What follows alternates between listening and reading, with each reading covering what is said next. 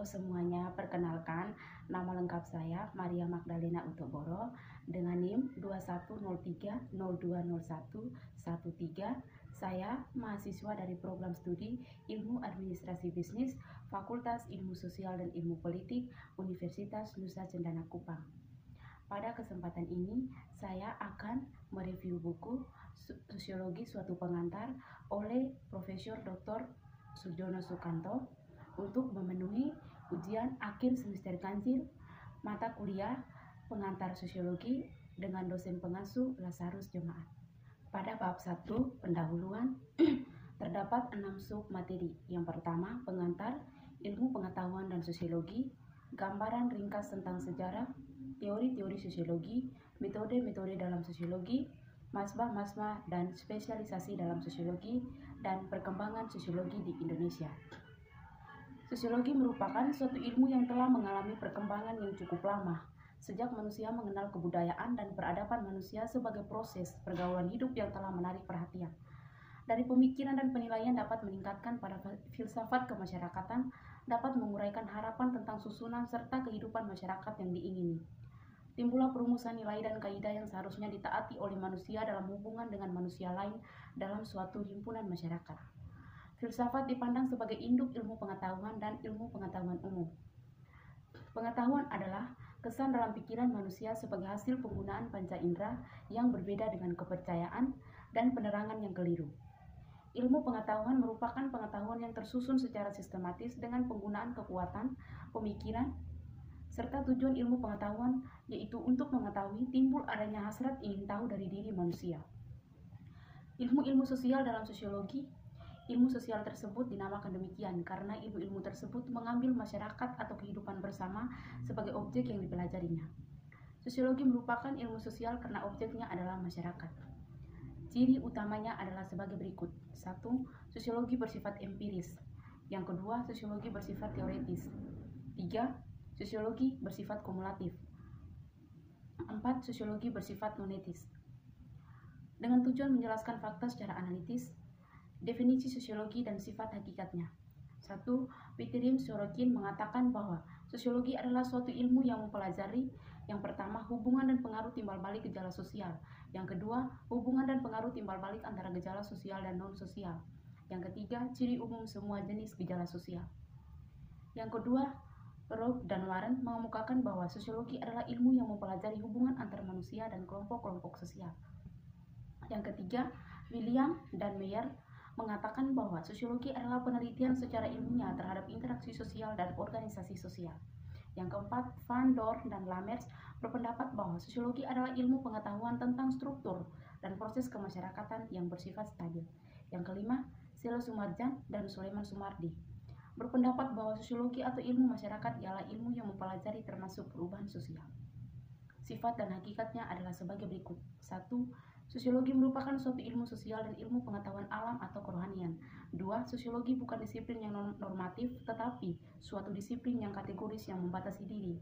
Yang ketiga, sosiologi merupakan ilmu pengetahuan murni.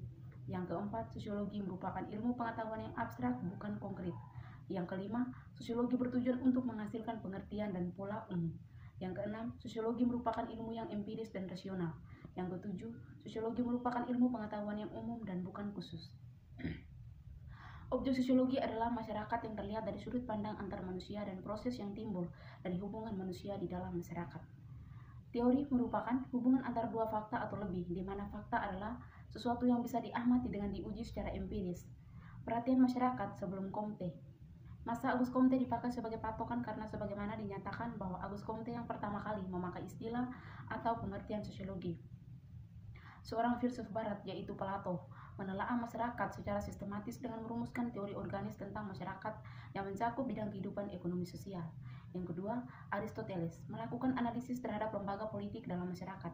Yang ketiga, Ibnu Khaldun mengemukakan beberapa prinsip pokok untuk menafsirkan kejadian sosial dalam peristiwa sejarah.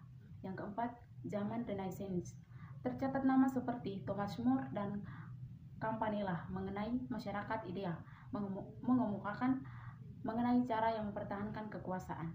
Yang kelima, Hobbes menulis mengenai keadaan alamiah manusia yang didasari pada kehilangan mekanis sehingga manusia selalu saling berkelahi. Yang keenam, John Locke dan Research menulis mengenai kontrak sosial. Yang ketujuh, Saint-Simon menulis tentang manusia yang hendaknya dipelajari dalam kehidupan berkelompok. Menurut Auguste Comte, ada 3 tahap perkembangan intelektual yang merupakan tahap sebelumnya. Tahap-tahap sebagai berikut. 1. Tahap teologis, di mana manusia menafsirkan gejala-gejala di sekelilingnya secara teologis, yaitu kekuatan roh dewa atau Tuhan. Yang kedua, tahap metafisik, yaitu manusia menganggap setiap gejala dapat kekuatan inti tertentu. Yang ketiga, tahap positif, yaitu perkembangan manusia. Teori sesudah Comte dikelompokkan dalam 6 masbah. Yang pertama, masbah geografi dan lingkungan, tempat berpijak dan tempat untuk hidup.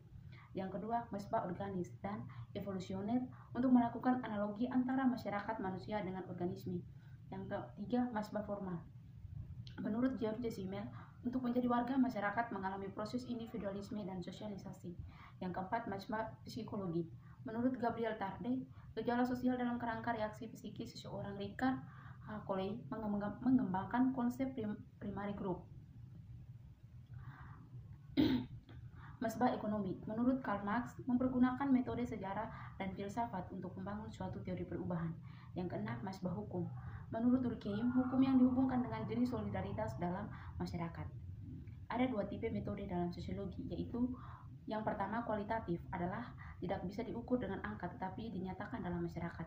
Yang kedua, kualitatif, adalah bisa diukur dengan angka dengan menggunakan skala indeks, tabel, dan formula. Adapun metode lainnya, yaitu deduktif, berdasarkan hal yang bersifat umum dan ditarik ke hal yang khusus, dan induktif adalah berdasarkan hal yang khusus diambil ke generalisasinya. Sifat ilmu pengetahuan dan teori dalam ilmu pengetahuan meningkatkan semakin dalam tinggi dan akan timbul spesialisasi ilmu pengetahuan. Perkembangan sosiologi di Indonesia. Permulaan sosiologi di Indonesia, walau pada hakikatnya pemimpin Indonesia belum mempelajari teori formal sosiologi sebagai ilmu pengetahuan yang telah memasukkan unsur sosiologi ke dalam ajarannya. Perkembangan sosiologi sesudah Perang Dunia Kedua setelah proklamasi Indonesia pada tanggal 17 Agustus tahun 1945. Sosiologi di Indonesia mengalami perkembangan mulai menerbitkan buku-buku sosiologi. Bab kedua, proses sosial dan interaksi sosial. Pada bab ini terdapat 5 sub, yaitu pengantar, interaksi sosial sebagai faktor utama dalam kehidupan sosial, syarat-syarat terjadinya interaksi sosial, kehidupan yang terasing, dan bentuk-bentuk interaksi sosial. Interaksi sosial merupakan kunci dari semua kehidupan sosial, karena tanpa interaksi sosial tak akan mungkin ada kehidupan bersama. Agar hal tersebut menjadi konkret yang sesuai dengan nilai-nilai sosial di dalam dunia suatu masyarakat, maka terjadinya suatu proses terlebih dahulu, dan inilah yang disebut dengan proses sosial. Sedangkan proses sosial itu sendiri merupakan unsur dari interaksi sosial, yang merupakan keterkaitan antara kontak sosial dan komunikasi. Interaksi sosial tidak akan terjadi apabila dilakukan secara badaniah. Interaksi sosial dapat terjadi apabila suatu kelompok manusia dapat bekerja sama, saling berbicara, dan adanya persaingan maupun pertikaian dan lain sebagainya. Menurut Sugiono Sukanto, interaksi sosial tidak mungkin terjadi tanpa adanya 2 syarat, yaitu kontak sosial dan komunikasi. Sangat diharapkan kedua hal ini saling berkaitan pada kontak yang berasal dari bahasa Latin, yaitu kon, yang artinya bersama-sama, dan tango artinya menyentuh. Jadi kontak berarti bersama-sama menyentuh. Dalam pengertian sosiologi, kontak sosial tidak selalu terjadi melalui hubungan fisik. Contohnya, kita bisa melakukan kontak sosial dengan berbicara melalui telepon, radio, atau surat elektronik. Bahwa hubungan fisik tidak menjadi syarat utama terjadinya kontak, sedangkan kaitannya dengan komunikasi. Hal terpentingnya yaitu adanya kegiatan saling menafsirkan perilaku dan perasaan-perasaan yang disampaikan. Interaksi sosial tidak akan terjadi apabila tidak adanya komunikasi. Bahwa kehidupan yang terasing merupakan suatu penghalang dari adanya interaksi sosial, maka dapat diambil kesimpulan bahwa peristiwa yang ada dalam kehidupan sosial ini adanya seorang yang punya prasangka maupun kekhawatiran terhadap sesuatu hal atau sekelompok manusia yang sebenarnya berpegang teguh pada sesuatu hal yang telah menjadi dasar atau ideologi kehidupan mereka dalam hal yang menjadikan kehidupan mereka terasingkan. Dan 3 pendapat tokoh sosiologi yaitu Gilling dan Kimball Young dan Thomas Tull bahwa interaksi sosial mempunyai bentuk yang tersendiri, yaitu dapat berupa kerjasama, persaingan, pertentangan, ataupun pertikaian, yang kemudian diperjelas dengan proses-proses interaksi yang pokok terbagi dalam 2 bagian. Yang pertama, asosiatif adalah bentuk interaksi sosial yang menghasilkan kerjasama, akomodasi, asimilasi, dan akulturasi. Yang kedua, disosiatif adalah bentuk interaksi sosial yang menghasilkan perpecahan, pembagiannya persaingan, kontroversi, pertentangan, atau konflik sosial. Bab 3, kelompok-kelompok sosial dan kehidupan masyarakat. Pada bab ini terdapat 7 sub penting, yaitu pengantar, pendekatan sosiologis terhadap kelompok sosial, tipe kelompok sosial tidak teratur, masyarakat pedesaan, kelompok kecil, dinamika kelompok sosial. Kelompok sosial adalah himpunan atau kesatuan manusia yang hidup bersama. Karena adanya hubungan di antara mereka, hubungan tersebut menyangkut hubungan timbal balik yang saling mempengaruhi kesadaran untuk saling menolong. Manusia pada dasarnya makhluk sosial yang memiliki naluri untuk hidup dengan lain. Naluri tersebut untuk selalu hidup dengan orang lain yang disebut gregarious needs, sehingga manusia juga disebut sosial animal atau hewan sosial. Sejak lahir manusia sudah mempunyai 2 hasrat atau keinginan pokok. Yang pertama, keinginan untuk menjadi satu dengan manusia lain di sekelilingnya, dan kedua, keinginan untuk menjadi satu dengan suasana alam dan sekelilingnya. Suatu kelompok sosial cenderung untuk tidak menjadi kelompok yang statis, tetapi selalu berkembang serta mengalami perubahan-perubahan, baik dalam aktivitas maupun bentuknya. Hubungan yang berkesinambungan dapat menghasilkan pola pergaulan yang dinamakan interaksi sosial. Pandangan mengenai kebaikan dan keburukan merupakan pandangan nilai manusia yang berpengaruh terhadap cara dan pola berpikir. Pola berpikir dianut seseorang akan mempengaruhi sikapnya. Beberapa kelompok sosial saling berhubungan. Akan terjadi perkembangan organisasi sosial walaupun tidak semua kolektivisasi menjadi organisasi formal. Landasan mekanisme administratif yang bertanggung jawab terhadap pemeliharaan organisasi dan mengkoordinasikan kegiatan organisasi. Anggota yang sering berinteraksi membentuk kelompok-kelompok tersendiri, dan ini terjadi karena adanya faktor kepentingan yang sama, keanggotaan yang sama, nilai-nilai sosial yang sama, dan lain sebagainya.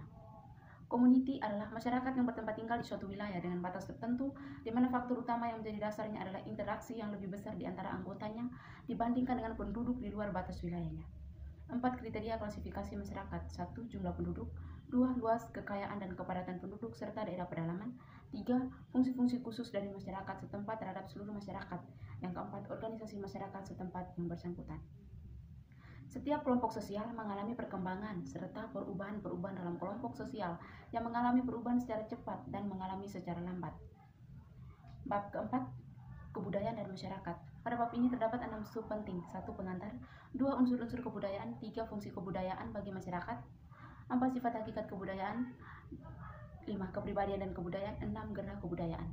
Kebudayaan adalah kompleks yang mencakup pengetahuan, kepercayaan, kesenian, hukum, moral, adat istiadat, dan lain yang kemampuan serta kebiasaan-kebiasaan yang didapatkan oleh manusia sebagai anggota masyarakat. Kebudayaan mempunyai fungsi yang sangat besar bagi manusia dan masyarakat. Bermacam kekuatan yang harus dihadapi masyarakat anggotanya seperti kekuatan alam maupun kekuatan lainnya dalam masyarakat itu sendiri. Manusia memerlukan pula kepuasan baik di bidang spiritual maupun material, dan kebutuhan masyarakat tersebut sebagian besar dipenuhi oleh kebudayaan yang bersumber pada manusia itu sendiri. Setiap kebudayaan mempunyai sifat dan hakikat yang berlaku bagi semua kebudayaan dimanapun juga. Sifat hakikat kebudayaannya sebagai berikut. 1. Kebudayaan terwujud dan tersalurkan lewat perilaku manusia. Kedua, kebudayaan ada terlebih dahulu lahirnya suatu generasi tertentu dan tidak akan mati dengan habisnya usai generasi yang bersangkutan. Yang ketiga, kebudayaan diperlukan manusia dan diwujudkan tingkah lakunya. 4. Kebudayaan mencakup aturan-aturan yang berisikan kewajiban serta tindakan yang diterima dan ditolak, tindakan yang dilarang dan tindakan yang tidak diizinkan. Kebudayaan dapat mengatur agar manusia dapat mengerti bagaimana bertindak dan berbuat, menentukan sikapnya mereka berhubungan dengan orang lain. Kebudayaan sebagai hasil dari masyarakat tidak akan membatasi diri pada struktur kebudayaan tersebut, yaitu unsur-unsur yang statis. Semua kebudayaan mempunyai dinamika dan gerak. Gerak kebudayaan adalah gerak manusia yang hidup di dalam masyarakat yang menjadi wadah kebudayaan. Gerak manusia terjadi sebab dia mengadakan hubungan-hubungan dengan manusia lain. Proses akulturasi berjalan dengan baik, dapat menghasilkan integrasi antara unsur-unsur kebudayaan asing dengan unsur kebudayaan tertentu. Bab 5. Lembaga kemasyarakatan. Pada bab ini terdapat 6 sub penting juga. Yang pertama, pengantar. 2. Proses pertumbuhan lembaga kemasyarakatan. 3. Ciri-ciri umum lembaga kemasyarakatan. 4. Tipe-tipe lembaga kemasyarakatan.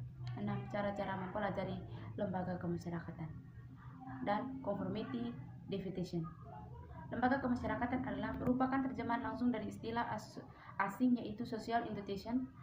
Adapun istilah yang lain yaitu peranata sosial.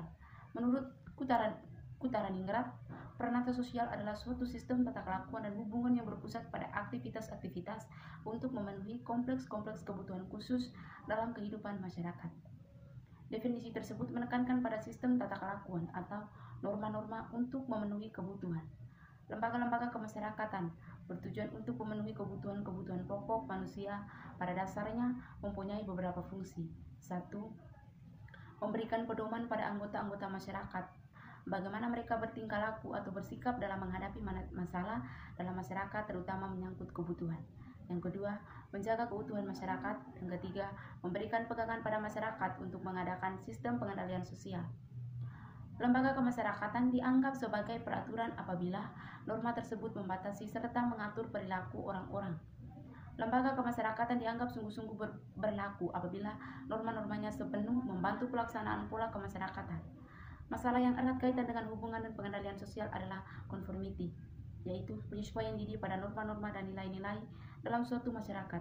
Deviation yaitu penyimpangan terhadap norma-norma dan nilai-nilai untuk dapat membedakan kekuatan mengikat norma-norma secara sosiologis yang dikenal adanya 4 pengertian. 1. Cara, 2. Kebiasaan, 3. Tata kelakuan, 4. Adat istiadat. Apabila manusia memahami norma yang mengatur kehidupan bersamanya, maka akan timbul kecenderungan untuk mentaati norma-norma tersebut. Penaatan tersebut merupakan perkembangan selanjut dari proses perkembangan norma-norma yang bersangkutan. Proses perlembagaan yang sebenarnya tidak berhenti demikian saja, tetapi dapat berlangsung jauh hingga norma kemasyarakatan tidak hanya menjadi institusional dalam masyarakat. Norma dan kaidah yang mengatur pribadi manusia dan hubungan manusia mencakup norma kepercayaan, bertujuan agar manusia beriman, dan norma kesusilaan bertujuan agar manusia mempunyai hati nurani yang bersih. Terjadi deviation kadang dianggap sebagai pertanda bahwa struktur sosial perlu diubah. Hal ini merupakan suatu petunjuk bahwa struktur yang ada tidak mencakup dan tidak dapat menyesuaikan diri dari perkembangan kebutuhan yang terjadi. Bab 6. Lapisan masyarakat. Lapisan masyarakat atau stratifikasi sosial. Ini terdapat 9 sub penting. Yang pertama, pengantar. Yang kedua, terjadinya lapisan masyarakat. Yang ketiga, sifat sistem lapisan masyarakat. 4. Kelas dalam masyarakat. 5. Dasar lapisan masyarakat. 6. Unsur lapisan masyarakat. 7. Lapisan yang sengaja disusun. 8. Mobilitas sosial. 9. Perlunya sistem lapisan sosial. Selama dalam satu masyarakat ada sesuatu yang dihargai, dan setiap masyarakat pasti mempunyai sesuatu yang dihargai. Itu menjadi bibit yang menumbuhkan adanya sistem lapisan dalam masyarakat. Yang dihargai dalam masyarakat dapat berupa uang, kesalahan dalam agama, dan juga keturunan yang terhormat. Lapisan sosial adalah pembedaan penduduk atau masyarakat ke dalam kelas-kelas secara bertingkat atau secara hierarki. Adanya sistem lapisan masyarakat dapat terjadi dengan sendirinya dalam proses pertumbuhan masyarakat, akan tetapi dengan sengaja disusun untuk mengejar suatu tujuan bersama. Ada 2 tipe sistem lapisan sosial. 1. Dapat terjadi dengan sendirinya. Yang kedua, sengaja disusun untuk mengejar tujuan bersama. Secara teoritis, semua manusia dapat dianggap sederajat, akan tetapi sesuai dengan kenyataan hidup kelompok sosial hanya tidak demikian. Pembedaan atas lapisan merupakan gejala universal yang merupakan bagian dari sistem sosial dan setiap masyarakat.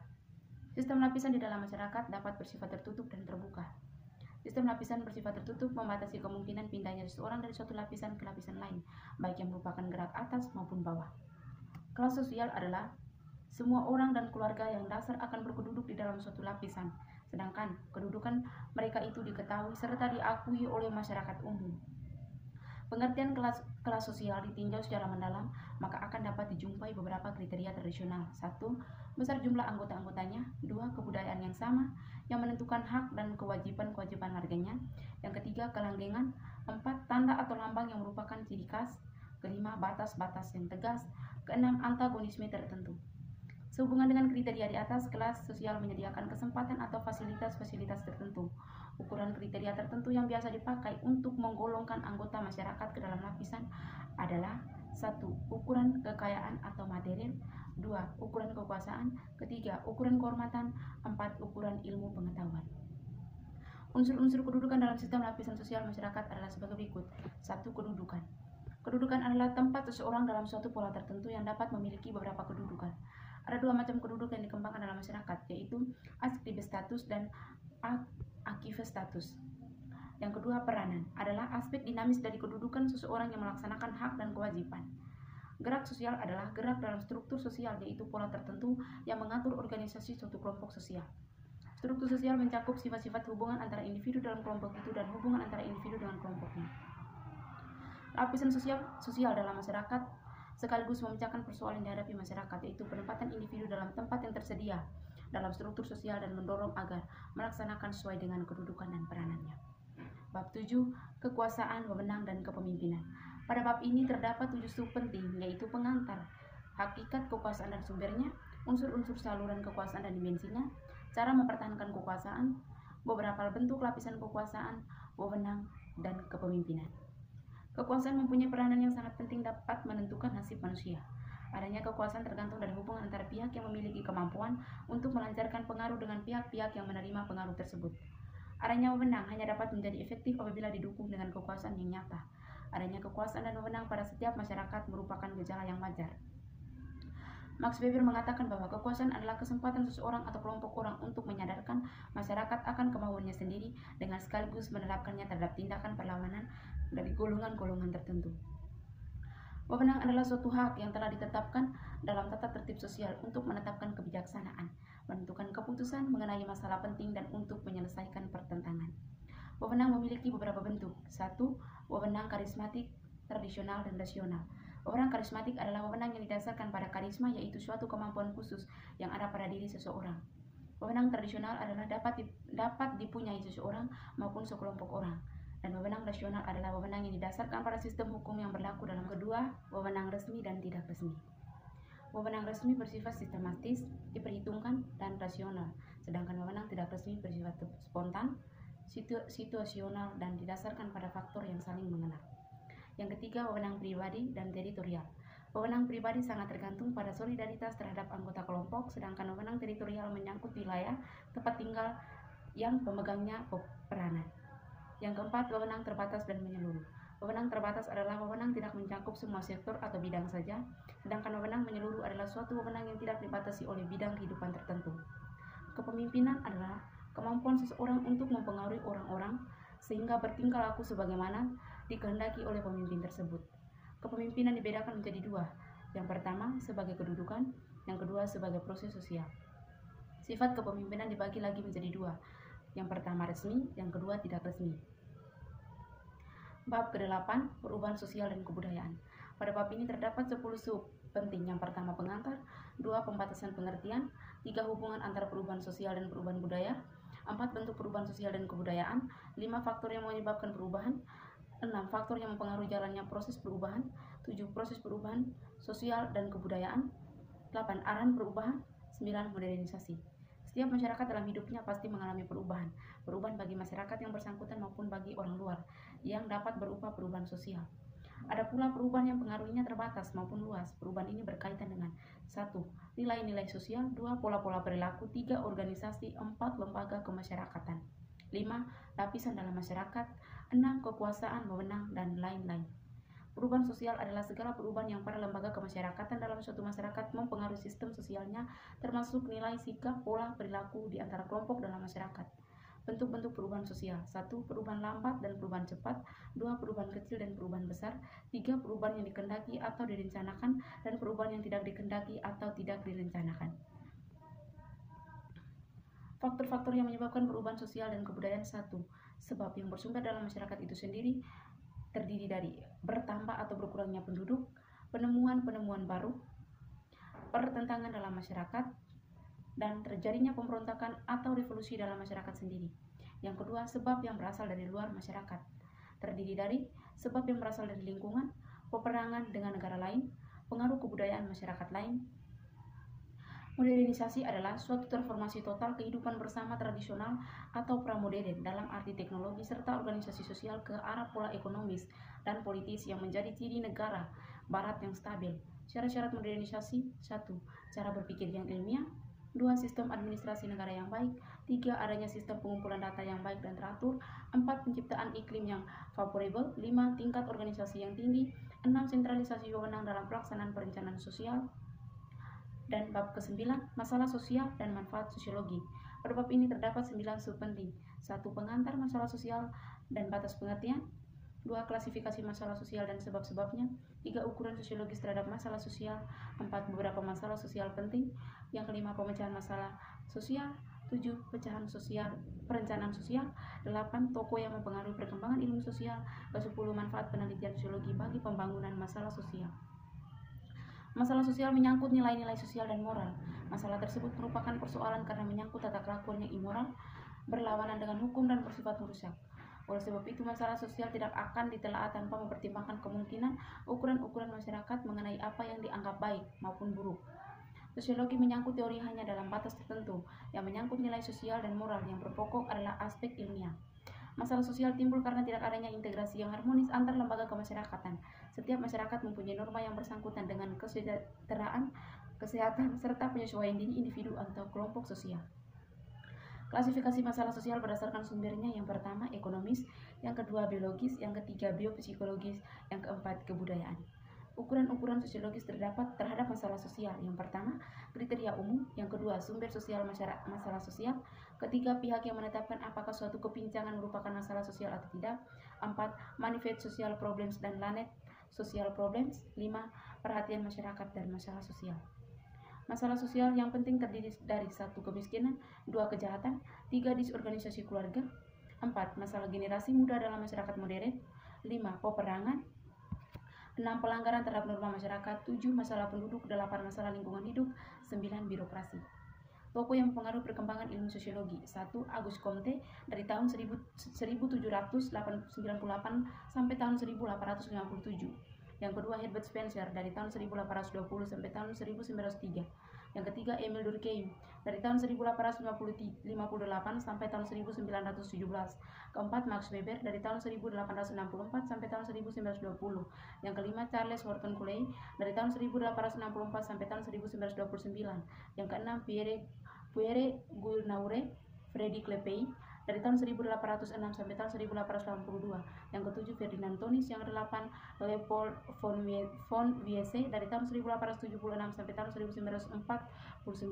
Yang kesembilan Albert Vierkant dari tahun 1867 sampai tahun 1993. Yang kesepuluh Lester Frank Ward dari tahun 1841 sampai tahun 1913. Yang kesebelas Wilfredo Pareto dari tahun 1848 sampai tahun 1923. Yang ke-12 George Simmel dari tahun 1858 sampai tahun 1918. Yang ke-13 William Graham Sumer dari tahun 1840 sampai tahun 1910. 14 Robert Ezra Park dari tahun 1864 sampai tahun 1944. Dan ke-15 Karl Mannheim dari tahun 1893 sampai tahun 1947. Bab ke-10 penutup. Terdapat 4 sub penting. Yang pertama pengantar, 2. Keterkaitan public speaking dengan sosiologi komunikasi, yang ketiga dampak pada sistem sosial dan budaya, yang keempat tujuan sosiologis mengenai lingkungan anak dan remaja yang menunjang tumbuhnya motivasi dan keberhasilan studi anak. Ada beberapa sosiologi tertentu lebih banyak menaruh perhatian pada sumber-sumber dasar keutuhan masyarakat. Mereka berasumsi bahwa dasar keutuhan masyarakat adalah adanya kesatuan cita-cita dan berpendapat mengenai nilai dan norma yang berlaku. Public speaking atau berbicara kepada umum merupakan suatu kegiatan yang memberikan pada interaksi sosial. Interaksi sosial merupakan hubungan di mana terjadi proses saling mempengaruhi antara para individu dengan kelompok maupun antara kelompok dengan kelompok.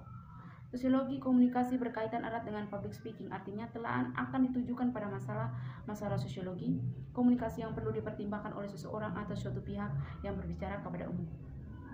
Dampak pada sistem sosial budaya terdiri dari 1. Pengantar. Secara etimologis, dampak berarti pelanggaran, tubrukan, atau benturan. Dampak pada sistem sosial budaya dapat diartikan sebagai pelanggaran terhadap sistem sosial budaya. Yang kedua, sistem kemasyarakatan dan sistem sosial budaya mencakup berbagai bidang kehidupan yang merupakan subsistem karena bagian dari suatu kesatuan yang menyeluruh. Yang ketiga, indikator perubahan yang meliputi 1. Tema pokok analitis sosiologi terhadap perubahan. Yang kedua, masalah pokok studi terhadap perubahan. Yang ketiga, faktor penyebab dan indikator. 4. Dampak pembangunan. 5. Penanggulangan dampak. Peranan berbagai lingkungan sosial dalam mempengaruhi tumbuhnya motivasi dan keberhasilan anak remaja. Yang pertama, orang tua, saudara dan kerabat kenalan. Yang kedua, kelompok permainan. Yang ketiga, kelompok pendidikan sekolah. Dalam menelaah masalah tersebut diadakan pemisahan yang tegas antara pengaruh yang negatif dan positif terhadap motivasi dan keberhasilan studi remaja dan anak. Sekian dan terima kasih.